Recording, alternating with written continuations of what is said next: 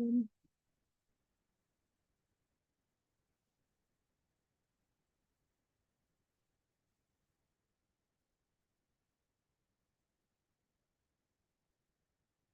Can you hear me, everyone?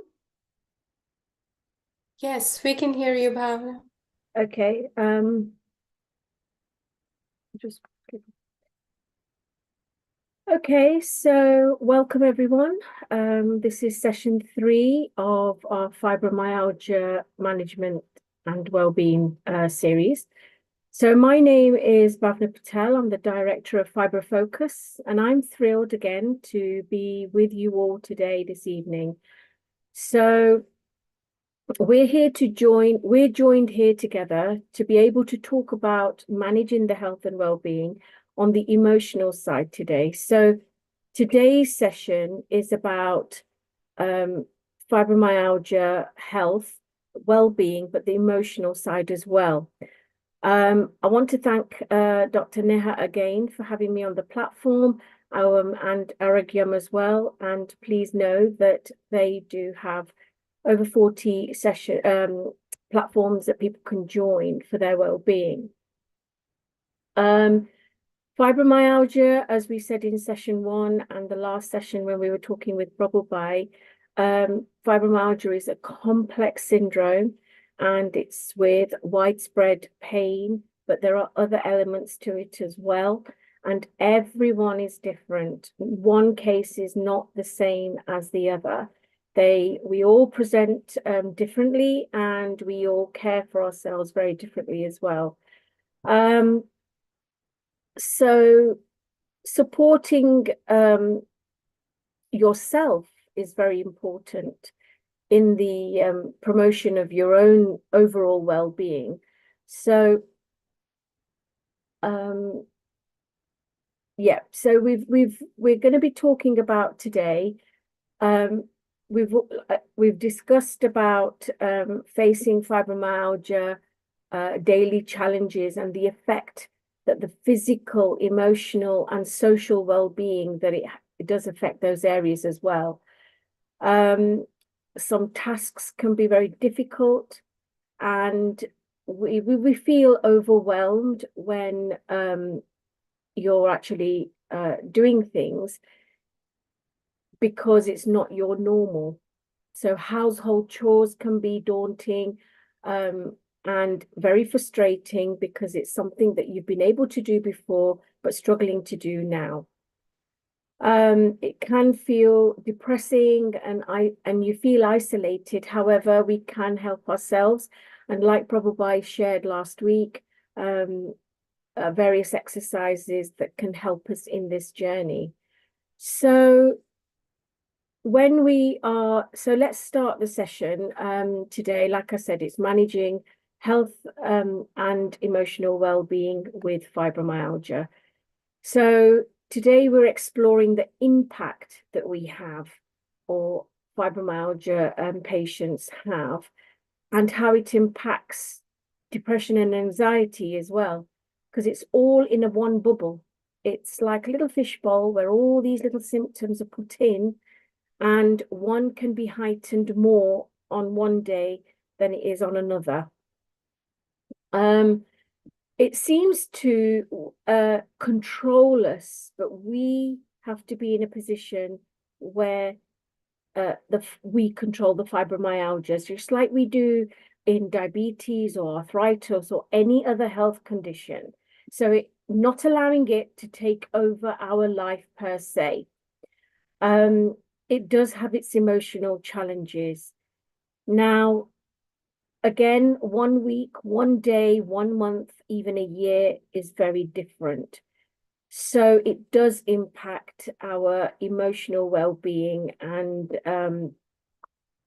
the psychological side as well. But we have to find strategies that suit us and that are unique to us. We can seek therapy by having a support network, so going to groups, having mindfulness, going to mindfulness and relaxation sessions, because then that will give you some more techniques to put in your toolkit. And it's important to find, as I said, something that's right for you, a personalized coping mechanism that works best for you as an individual. So again, what I'd like to ask is through while I'm talking in this session is to have a think about, what kind of things have you tried as coping strategies for yourself and how you manage your emotional challenges through the fibromyalgia journey.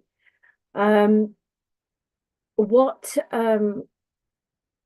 has been your experience with strategies is, like I said, unique to you, but when you voice it to somebody else, it can help that other person without a doubt.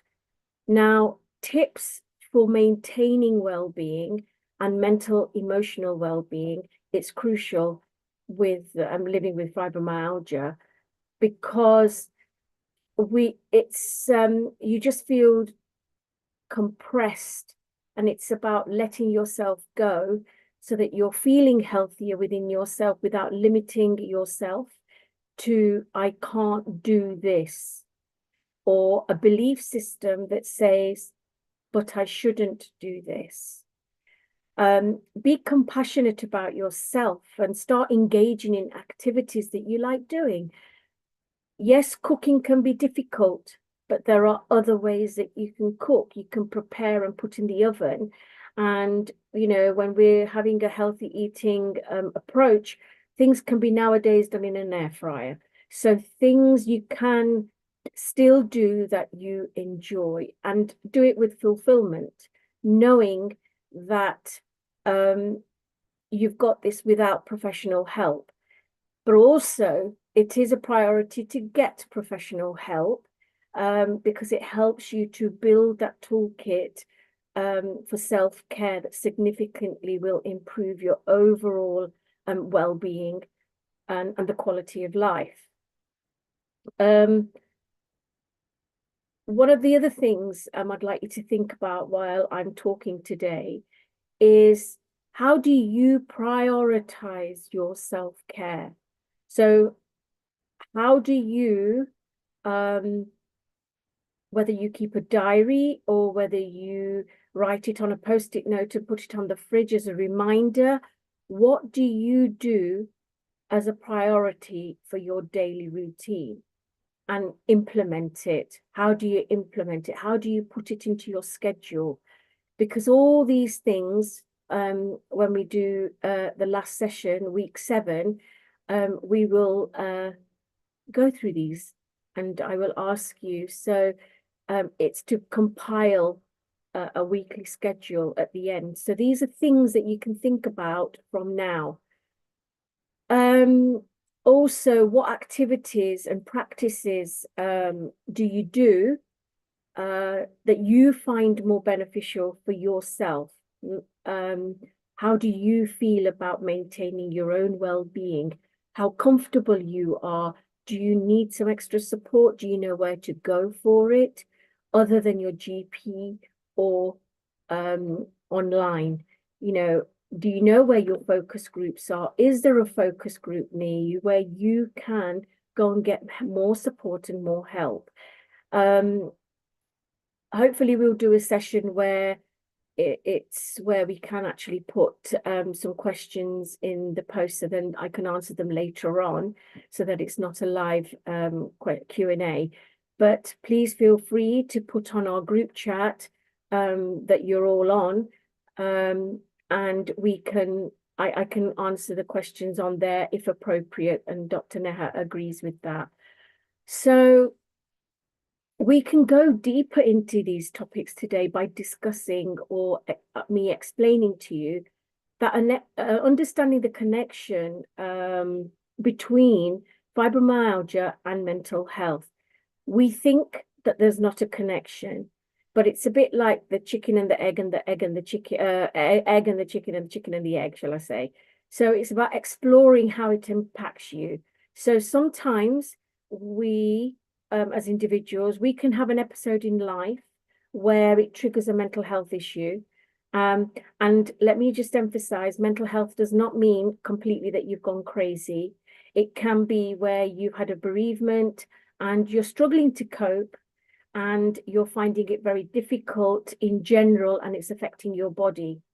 Now, if you switch it the other way round, it can also be where you have fibromyalgia and the highs and lows create the isolation, a little bit of depression, and this feeling of not belonging anywhere. You feel lost mentally, physically, emotionally, maybe, but they're all normal things, experiences that we go through.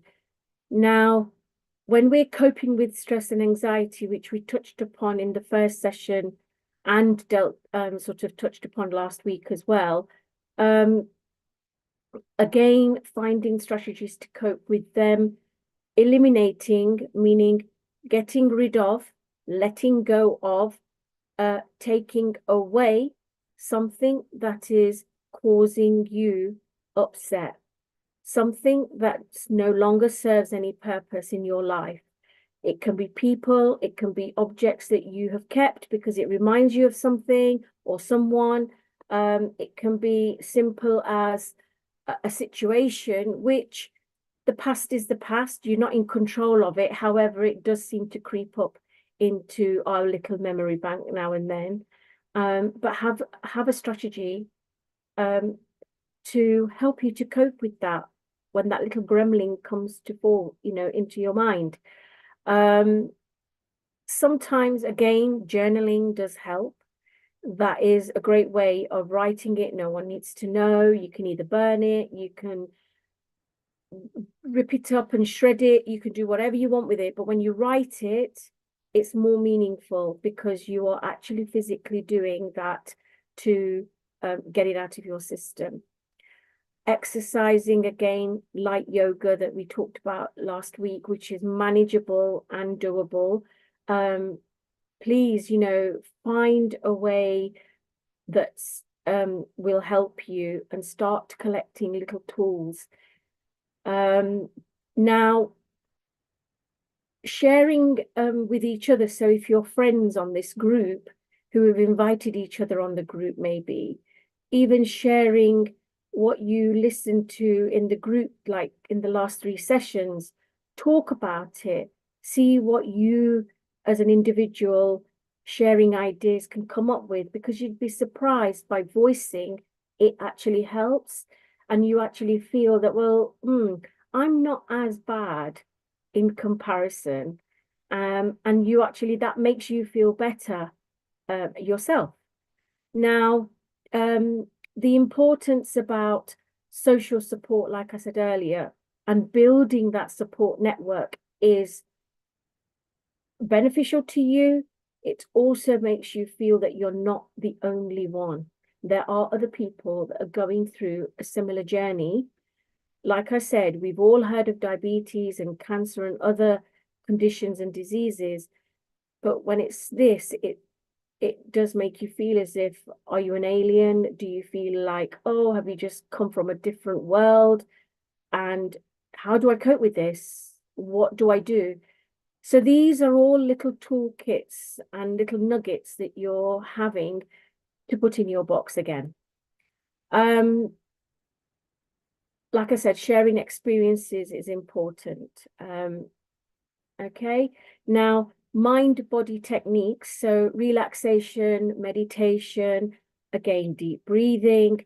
Deep breathing, I can't emphasize not only how important, but how good it actually feels.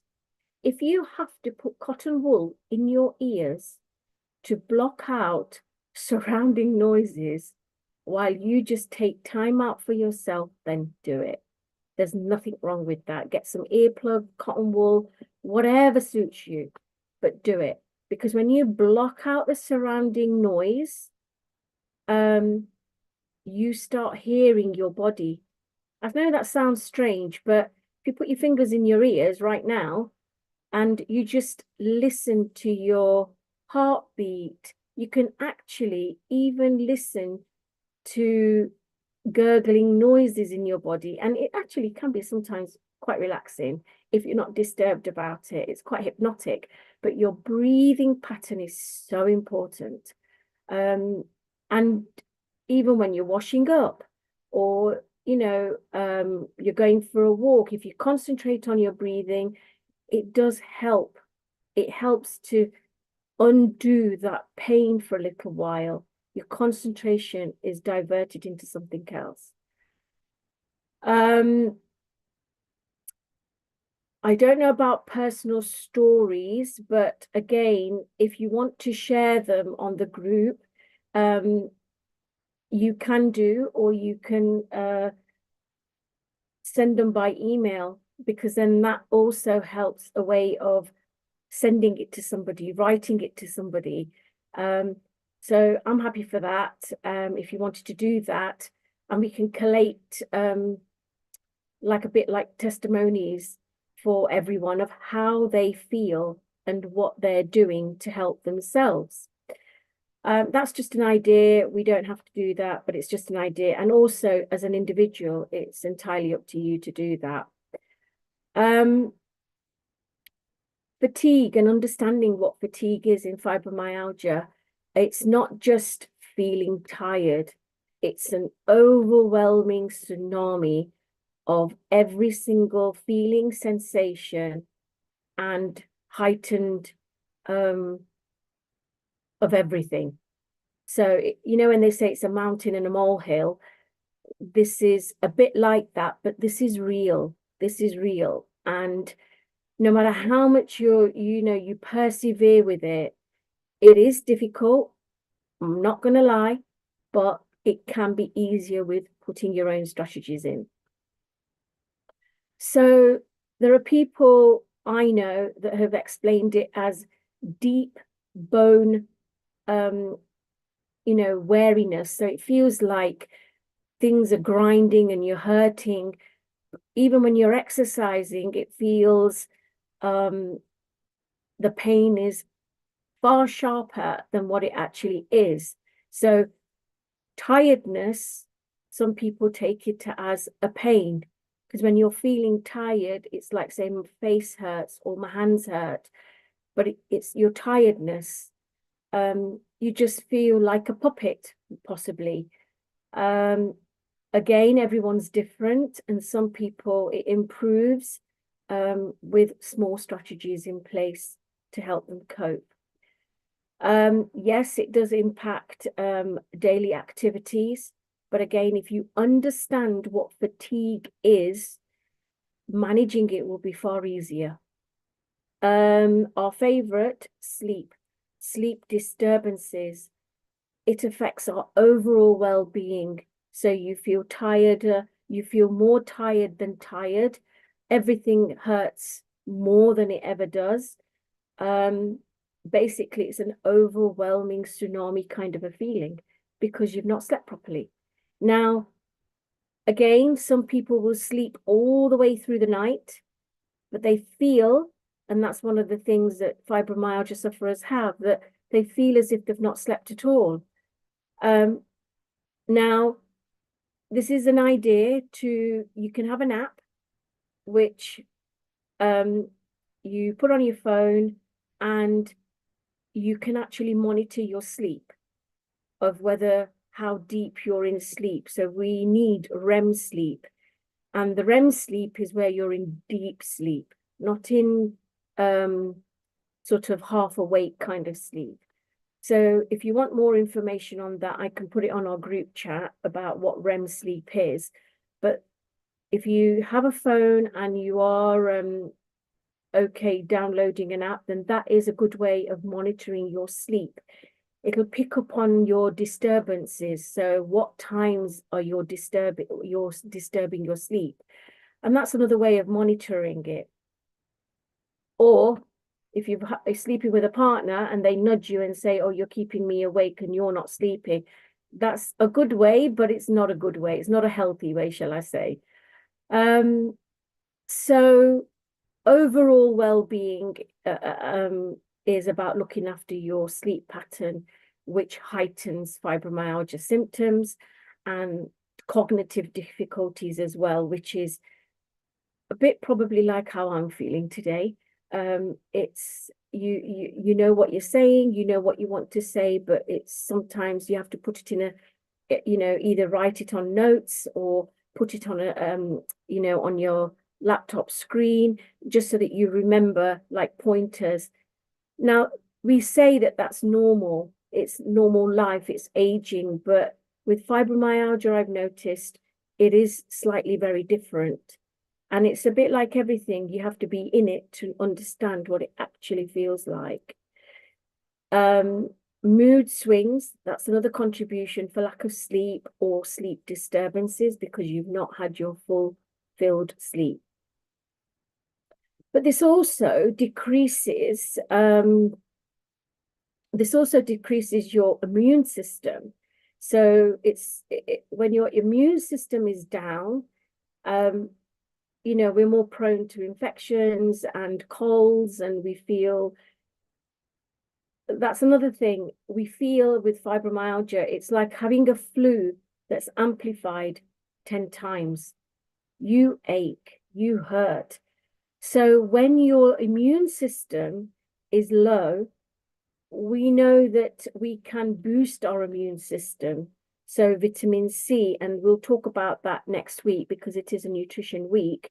But it's about how to look after your immune system and have a mixture of conventional and herbal. Whatever works for you, that's the way to go. Impaired concentration, you can be, well, I've heard that it feels like fuzzy-headed. So you're straight, but you feel as if you're going like this. You're not dizzy, but your brain, it's like this. If you think of a globe and the words are all swimming around on this, like a disco ball, but your head's still in the same place. That's the only way I can describe where concentration is all over the place. You know what you're thinking about, you know what you want to do and what you've got to do, but it's like it's all over the place. And that as well is a slight impact of sleep disturbance. Addressing the sleep, like I said about the app, that's a good way of, addressing that. But also, I want to add about devices, so laptops, computers, phones. I understand sometimes some people, we do have televisions and things in our room. And we see it as a luxury and a relaxation. But when you have watched a film or, something that can cause a bit of an upset scene, if it's a family orientated film, you remember that at night. And that's why we say do some relaxation techniques so that you are calming your nervous system down before you go to bed. And the memory is a nice memory. Listen to some nice calm music, have a nice conversation, or just create some quiet space for you before you go to bed. So that's another way and another strategy. Hot drinks, having milk, warm milk, if you don't like hot milk, they say make Horlicks, or, if you like turmeric and milk, that golden milk, as they call it, they all help, but have a belief system that they're helping you and you will be halfway there. A warm room, not too cold. So environmental, make sure it's comfortable, your mattress is comfortable. If you have got, windows that let in light, you can actually get a lining for the curtains, which darkens the room further. So they're proper, I can't remember offhand now what they're called, but they are, they block out the blocking out curtains, which you just add to another layer to your curtain. If it's too hot, then, or you like the room warm, but then have light bedding.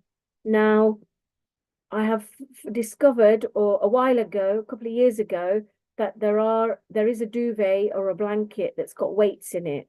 So when people want to be cool, but they like the weight, instead of having a duvet and then a thick blanket on you, you can get the weighted quilt, which is amazing. It's machine washable.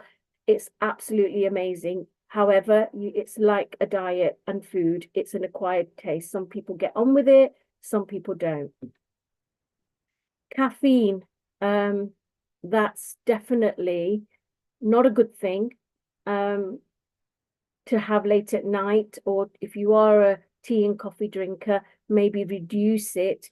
If you can help it, don't have it at all, because it does affect you, whether it's in the muscles, the nerves, the cognitive side. It does have an effect. But again, everyone's different. Some people can have tea and coffee even after 4 o'clock and still go to sleep. Can't emphasize about practicing relaxation before you go to bed, and breathing exercises, muscle relaxing. So, do some light hand exercises like Bhavna had suggested last week. Again, wind down slowly through your busy day, so that your body gets used to you winding down. Don't just suddenly do so much work and then you just crash out, because it takes like half of the evening, a night, to unwind. But if you do it gradually, your body's already getting prepared to go to sleep. CBT, which is cognitive behavioral therapy, has also shown to be effective in improving sleep.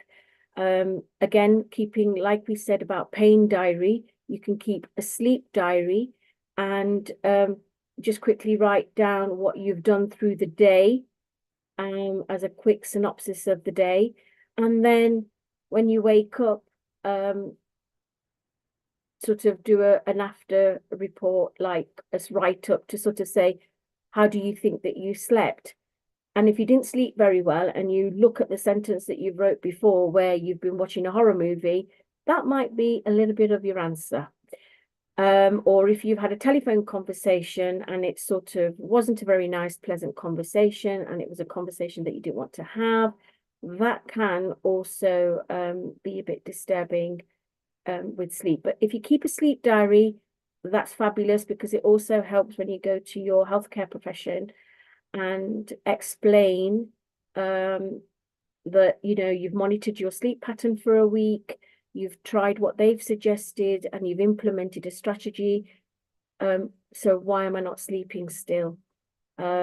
My pain has reduced with the things that I'm doing, like relaxation and that, but why am I not still sleeping? So it's just something to be aware of, and hopefully that helps you as well. Managing the daytime tiredness, gosh, that is, especially when you're working, you haven't got time to think about fibro. It's like, can you just go away for a while and I'll deal with you when I get home? Bit like an naughty child. It's like, go away. I have no time for you right now. But it's about fatigue and energy conservation. So reserving your energy, pacing, not doing everything all in one day. So, for example, if you still want to be doing your house chores because you can and you want to as an exercise, because when you're ironing, you're still moving your arms. There's nothing wrong with that. But do it in bits. You don't have to do the whole week's ironing in one go. You can just do a couple, switch the iron off, go back to it tomorrow. So your body is still feeling that you're in normal life, but you're doing it in the best pace possible for you. Some people I know that, as a general, when we talk in groups, they often sort of say, I actually feel as if I desperately need to have a nap in the afternoon, a little bit of a siesta, but then it goes from a 10-minute quick cat nap into like a couple of hours of a sleep, and then I don't sleep at night. So that's another thing to think about. what you're doing and how you're doing things, because that will have an impact on your sleep disturbance. Prioritizing breaks. So if you plan your day, now if you are working, you have tea breaks, you have lunch breaks. So you can have your tea, you can have your snack, you can have your lunch. But then what you need to think about is having some time just to switch off before you go back to your desk. So that you've actually sort of said to your body, right, I've fed you, I've watered you, I've had a little bit of a rest. Now I need to get on with the rest of my day. Again, small breaks more often, like food, little and often, so that you don't feel overloaded with work and you don't feel when you're eating, it's a bit like when you're eating a whole plate of food, you're eating it slowly. So pacing is a really good way of doing that. And if you've been on a pain management program, they will have, explained that to you as well. Now, some people do find this hard, but it's about learning to say no. There's nothing wrong with that, but also delegating. So if you're in a family, a large family, or even a small family, just you and your partner, there's nothing wrong with saying, do you mind doing this? Are you okay with doing this? Can you help me with this? And I know there are some people like myself, with a cultural background. Sometimes you find it hard because we are conditioned and we find it difficult to ask for help, but we have to, because we can't do everything by ourselves. So we need to ask for help. And there's nothing wrong with that. So learning to say no, there is nothing wrong with saying no. And also, it is okay not to be okay. If you're not okay, you can sit on the sofa or lie on the sofa and just switch off for a while. It's just about, your body just needs time to reset. It's like a reset button. You ping it, you just have a bit of a rest, and then you ping back into action again. And it just takes a simple 5 minutes away from the noise. So that again just reduces stress and helps you to build a little bit more of energy up. Now, it's a skill, but learning to listen to your body. So earlier on, I mentioned about putting your ears in your fingers in your ears, sorry. And you'll find that you hear noises in your body. You'll hear even blood flowing. You'll hear your heart beating a little bit. And that alone is just scanning your body and listening to what your body is doing, what your body's telling you what to do. And it's about respecting your limits and that's the key to managing your daytime fatigue efficiently. And I can't emphasize that anymore. It is really crucial. Now, nutrition and exercise, we've gone through exercise last week a little bit. Nutrition, we'll talk about next week. But together in this session, again, that is very important. It plays a crucial part of feeling tired, the fatigueness. And I don't know if anyone feels this, but it's like your muscles are just about to drop. It's like you need something to prop you up instead of going like this, suddenly you literally feel like a puppet. That's the only way I can explain it.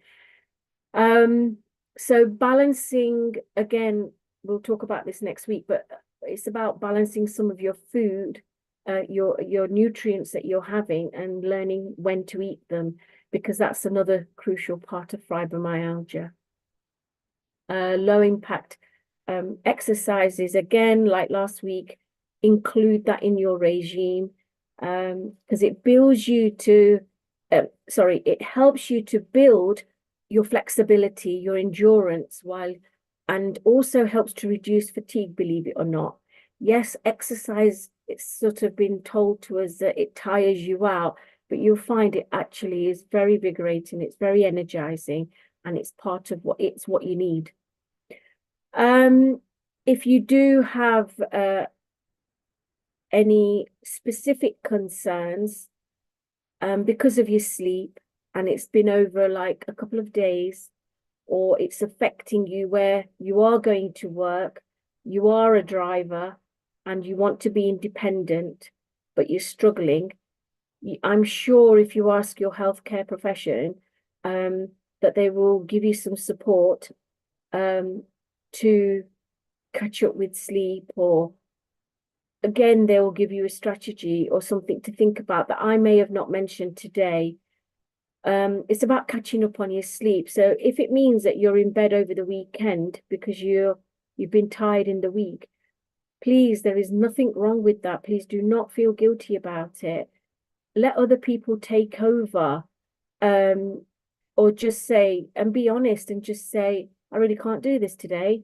And I'm afraid you're going to have to deal with the household or the children or the parents or whoever. It's about taking yourself away from the situation and just coping with you. Along with that, again, that will help your emotional well-being and eliminate a lot of stress, and it will help you to live with fibromyalgia far better than you think you can. I'm going to hand over to Dr. Neha, and before I go, I want to thank you all again for today, for attending. And next week, on the 26th of March, we will be talking about nutrition and fibromyalgia. So please join us again. And if there's any questions, yeah, please ask. I'll hand over to Dr. Neha. Is anyone there? Has anyone got any questions or would like to share anything, or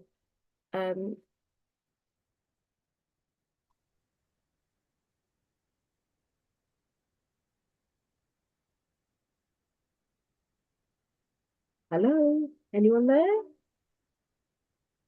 Hello. Hello. Can I ask you something, please? Yes. Yeah. How do you how can one find out if he or she's got fibromyalgia or not? Okay. What's the best way to find out when you're in pain? Yeah. If right, first of all, I mean, like when I did mention, I don't know whether you were here for the first session, but fibromyalgia, there's no specific like a blood test. It's about how you present yourself. So if you have had chronic pain, and feeling really tired, and it's affecting you for more than 3 to 6 months, and it's persisting, so it's getting worse, you do really need to speak to your GP, and then they will refer you at some point to a rheumatologist, which is a department that will then do further investigations that a GP may be unable to do. Diagnosing fibromyalgia is about tender points. So there are specific areas that you have to basically hurt or be in excruciating pain, or it affects the muscles in that area. So it's basically if when they touch you, and it's not just a gentle touch, there is specific points like acupressure points, and if they really hurt, and I think it's 11 to 18 points that they check, and if you fit one of the criterias that they look for, then they will then start doing blood tests to see if you're even got arthritis, because sometimes fibromyalgia mimics other conditions and syndromes. So you can also what it's called seronegative arthritis, rheumatoid arthritis. So it's basically, sero just means it's in your blood, it's in your system, but it's not high enough for them to officially prescribe you any medication for that particular condition.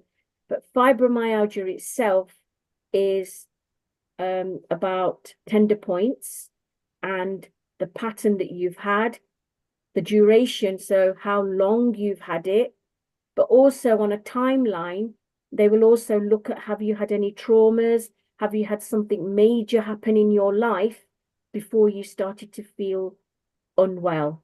Because that is all factors. It can be a death in the family or your loved one. It can be not, but please understand, fibromyalgia can be triggered out of the blue as well. It doesn't necessarily have to always be because of a trauma, and it can also be from a virus. So we're not talking about COVID, but it could be if you've had shingles and you were really unwell, but then you're still feeling as if you're going through the shingle phase. It's worth monitoring. And again, I'm sorry to say it's about monitoring, but it's about keeping an eye on how you are actually feeling, because then it helps when you go for your appointment. You know, as you can appreciate, we are only allocated so much time for an appointment. And if we help our healthcare profession, then we're more likely to go out as a happy person out the room than, oh, what a waste of time that was. So we also have to monitor, keep a record, and maybe look back, you know, rewind 6 months and say, what actually happened to trigger this? Is there something that's happened to me that I'm not sure about?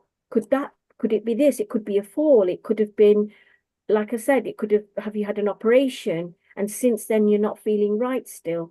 So there's various factors, but GP, rheumatology, and then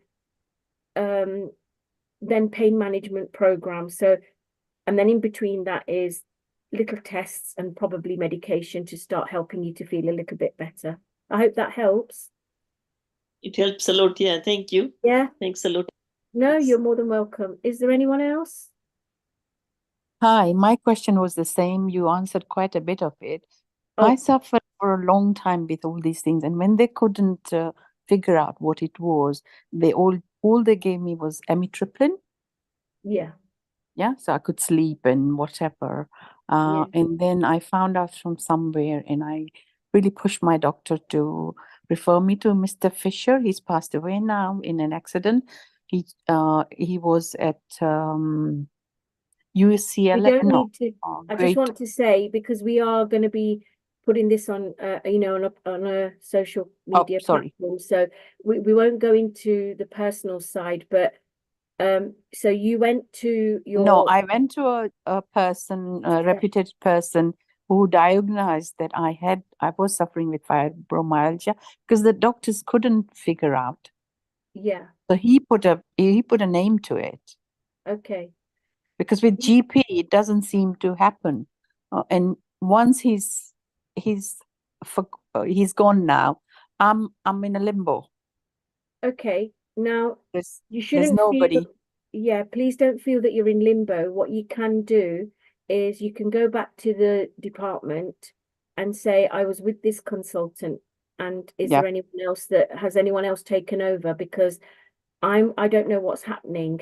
And if you want to, and it might be sensible to go back to your GP and because then they can do the homework and say, okay, let's do a re-referral, or yes, it might be worth you as a patient contacting the department and say, has someone replaced the consultant or the doctor?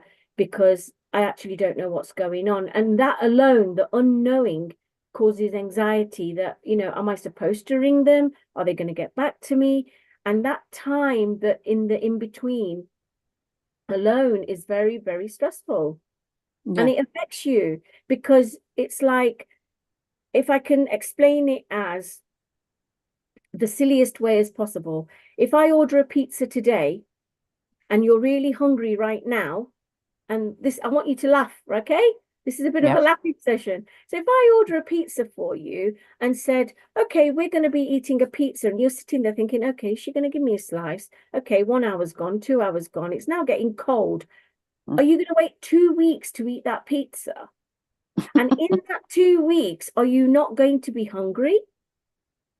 Yeah. So can you see what I'm saying? Mm. Time is perceived as a distance. It seems such a long time, long way away.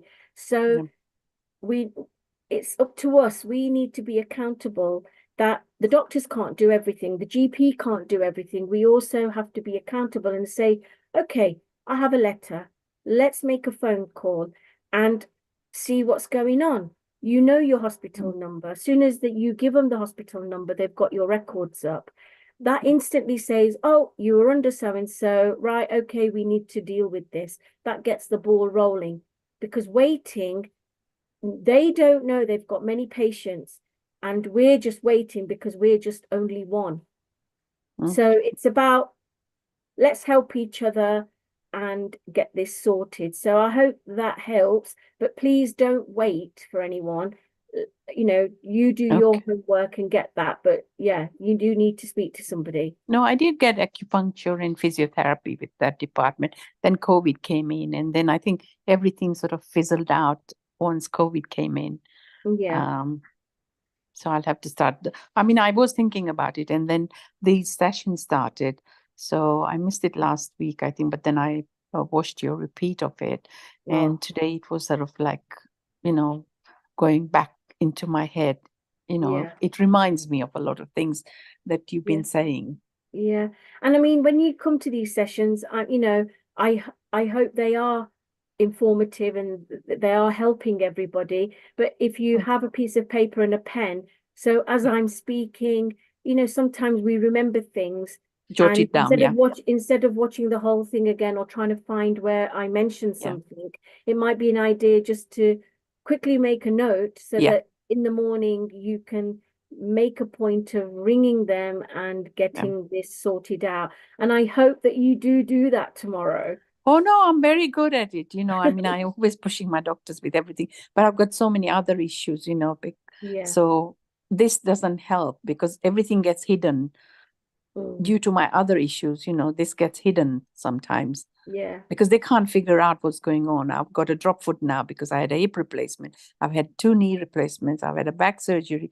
I need another back surgery, which I'm not going to have. But it's like a whole big, picture. Yeah. It's not just one little thing, so Mm. they try to figure out. I mean, as you say, the doctor only got 5 or 10 minutes. Yeah. They can't deal with everything in one Yeah. go. So I minimize. Absolutely. And They're I pretty can't, good. I mean, my doctors are really good. But there is a really good doctor in Clementine. He's a private one. yeah. I know somebody's going there, so I want to push my doctors if I can. They can send me there. Yeah. Um, Yeah. No, it seems like you know what you're doing, and you know that you've got a plan, but I'm just emphasizing that don't leave it too long, because Yeah. we are one, they are many, and it's just about us sort of finding out what's happening as well. So yeah, I Yeah, hope but that no, helps. you're enlightening a lot of things which people wouldn't know, because I'm very pushy, Okay, that's and good. I sort of push myself, and I Yeah. push it to the doctors, and I said I'm not going to have it, so they know that Yeah. she's not going to let go, and I've had very good doctors, so I mustn't complain. Okay, that's Thank good. you very much. No worries at all. Is there Thank anyone you. else? Is Dr. Neha there?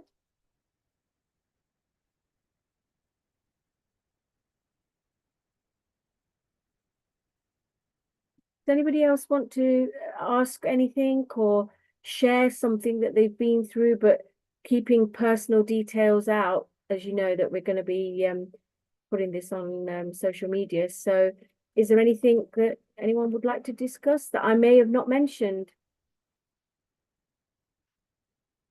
No, thank you for an informative talk. I just wanted to say that I've been put on the 6-week pain management course, and I've done 3 weeks of it.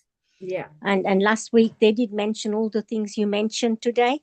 Yeah. So that's all very important, and it's interesting when you're in a group to hear other people's stories, because it is so individual, as you said, and they've got different problems to what you have, and some of them are really bad. And really what came out of the course is you just have to accept what you have got and move on and do all these things, because all we are doing is if we go and see one person, then another person, we're just getting labels for our diagnosis. There's Yeah, no point getting labels for one, this and that, because yeah, there is no cure as such, so you just have to relax. And as you gave all the tips today, I just yeah, wanted to mention that that's what they said as well. So yeah. we might as well go ahead and do it. Thank you. No, absolutely. And I think I don't know if you were there last week, but going on pain management is a plus. It's good to go on it, because every time, if it's offered to you, even after a couple of years, it is worth doing, because what the medical industry also, they evolve, they learn new things. So what you may have learned, I don't know, 3 or 4 years ago, they may have changed that plan slightly and then found something that works, because they're always evolving, they're always doing research. And when we share our ideas like we are on here, it is really good, because they start changing it. I know I think it was 2 years ago, a friend of mine went and she said, oh, they show you on the screen how your sympathetic nerves work and how this works. And, there are basically in our body, it's like a split personality within our body. Half of our body works one way and half of our body works in a different way. And it's like A doesn't talk to B. One is voluntary and one is non-voluntary. So we just have to learn a little bit about how our body works. So then we understand things a little bit better. That's all. Yeah, it Yeah. is a good idea, because I did a course 6 years ago Yeah. at the Greater Ormond, the alternative therapy place. Yeah. And then I did acupuncture and everything. But this is really good that I should ask for it again, another one. Yeah. There's It's a nothing. really good course, with all the people suffering. We talked how everybody would deal, and it was like a smart thing as well, how you need to write down what Yeah. things need doing and whatever, because it's very difficult to cope with too many things in one go, because if what you're suffering with, but if you write down and then you cross it out and you plan it in that way, then at least you get a few things done Yeah. automatically. Again, I know I may be repeating this, but keeping a diary is, it's like gold dust.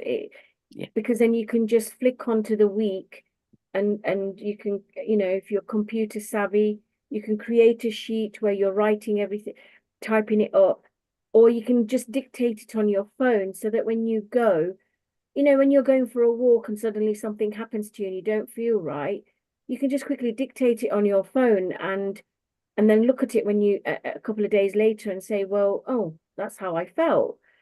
But Yeah. it's like keeping an electronic diary, whether you write it down. I can't emphasize how important and valuable it is, because it just helps you when you're in an appointment.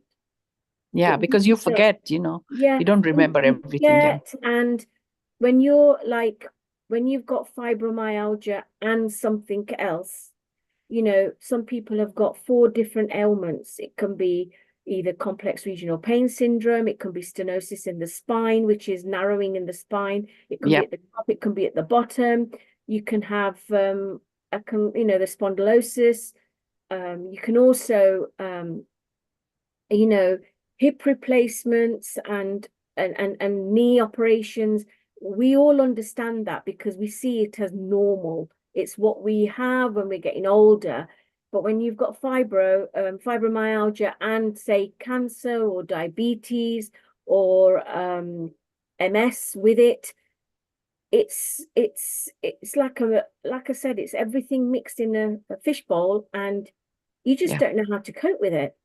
True. So to try and then separate it, like this is fibro pain and this is a different pain, and this is because I've had cancer, breast cancer or whatever, that's the pain associated with that.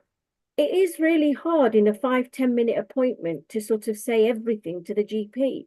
But if you just write it in points, they quickly then understand, okay, I've had a quick read of what you bought. Thank you very much. You know, and oh, that makes it easier, you know, with the history that you've got, and let's try this. Thank you. Yeah. Mhm. Okay, are we ending the session? Is Dr. Neha there, please?